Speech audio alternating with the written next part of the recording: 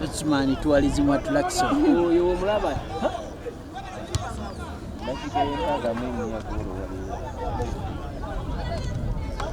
That red is really. Oh no. No munene. Kintu namuwako. Nambi ali mukazi wa kintu.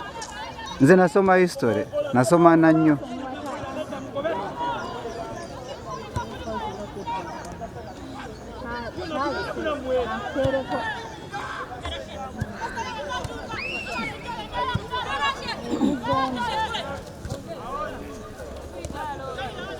Yeah, tuuse ono.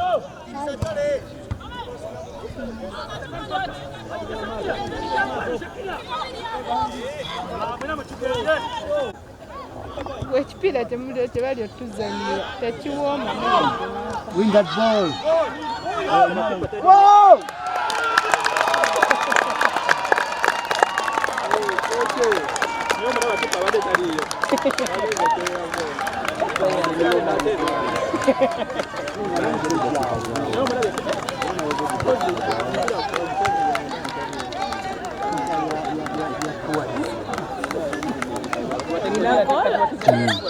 Liigi return at home owagudde mu 0 after 1-1 draw kwa wenguzanya Super Sport.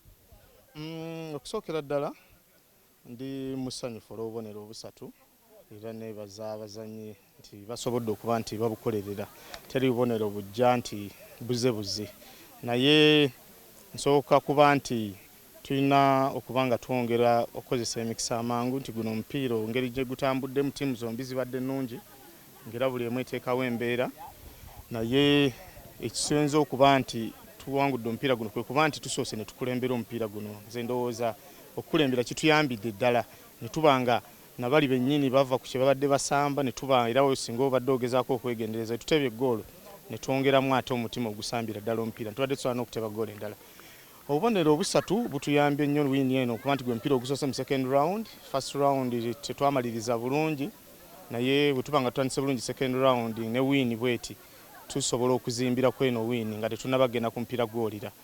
So tukoledde wamu nga ttiimu era obadde osobola okulaba omuntu abadde mu maaso ng'ate agezaako defendinga abadde mu defense ate agezaako okulumba kugamba roles bagezezaako zikola obulungi kyobola nti kipa waffe tabadde mukyangala nti bamu expose nze bamukuba emipiira egiri awo egy'amaanyi.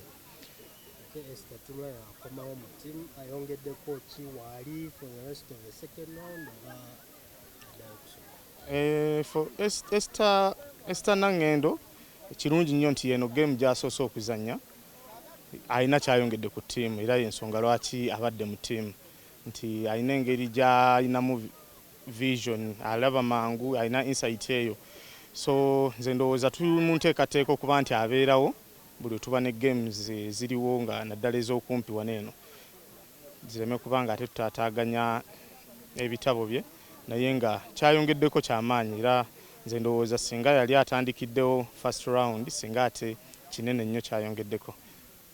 Yeah, coach in English, concerns one first win at